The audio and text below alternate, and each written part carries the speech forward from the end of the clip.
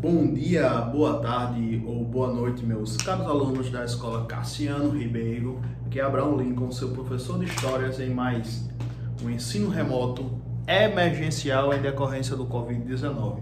Hoje vamos falar de um movimento religioso, de um movimento revolucionário, de um movimento que mudou os rumos da cristandade em decorrência de uma crise que houve. Vamos falar das reformas religiosas e de como a cristandade entrou em crise no século XIV e no século XV.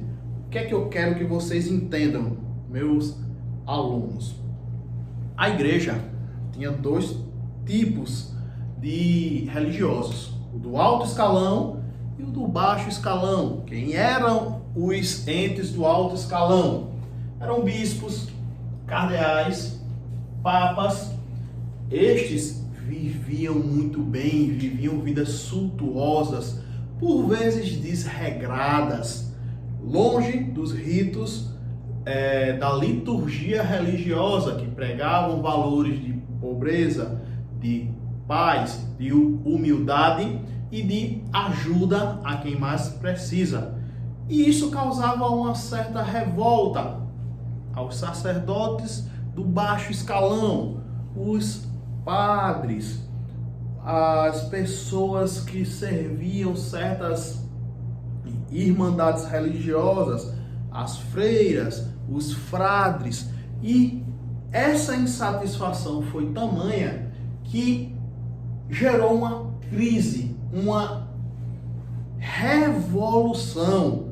A igreja, ela tinha um certo domínio do poder de manipulação das pessoas, porque as cerimônias religiosas eram celebradas em latim. E quem cargas d'água conhecia o latim? Somente os religiosos. E teve uma pessoa que eu quero chamar a atenção. Um alemão chamado Martinho Lutero, que nasceu no ano de 1483 e faleceu no ano de 1546. Ele se revoltou com uma prática chamada de indulgências. Atenção a esse nome, meus caros alunos. O que é uma indulgência? Uma indulgência é uma maneira ardilosa, uma maneira perversa, uma maneira não correta que a igreja tinha para ganhar recursos dos fiéis. Elas vendiam certos souvenirs, certas lembranças, certos objetos, dizendo que eram ungidos de santos. Vou dar um exemplo. Com um pedaço de madeira, diziam que era da cruz que crucificou Jesus. Um pedaço de pano dizia que era da vela da Arca de Noé. Essas coisinhas que a igreja vendia para ganhar dinheiro e diziam que estavam comprando um lugar confortável no paraíso, nos reinos do céu, e isso pegou mal. E isso revoltou muita gente, dado esse contexto de crise, porque o alto escalão vivia num patamar de bonança e o baixo escalão dos religiosos viviam uma vida paupérrima, às vezes faltavam até alimentos para pôr na mesa deles. Essa insatisfação gerou uma revolução. E voltando ao assunto, o que cargas d'água Martinho Lutero tem a ver com isso? Ele redigiu, ele escreveu 98 teses, 98 críticas ferrenhas a os desmandos da igreja daquela época. E ele fez outra coisa. Ele traduziu a Bíblia do latim para o alemão, que era a língua dele.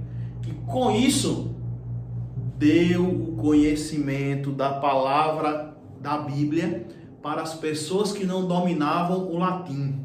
E do alemão foi se traduzindo para outras línguas, francês, inglês, espanhol, português. E aquele conhecimento que só quem detinha eram os sacerdotes que sabiam falar o latim, foi disseminado e para toda a humanidade. Isso levou a uma reforma, a famigerada reforma protestante, que o que eu quero dizer é, a reforma protestante, ela é simplesmente o jeito particular de interpretar, entender o que está na Bíblia. Cada um fazia a sua leitura, porque ela já estava traduzida. Eles não precisavam mais de um intermediário que dominasse o latim para dizer o que é que tinha lá. Estão entendendo? A reforma protestante, o norte, o cânone inicial, o estopim da bomba é isso. A Bíblia estava traduzida.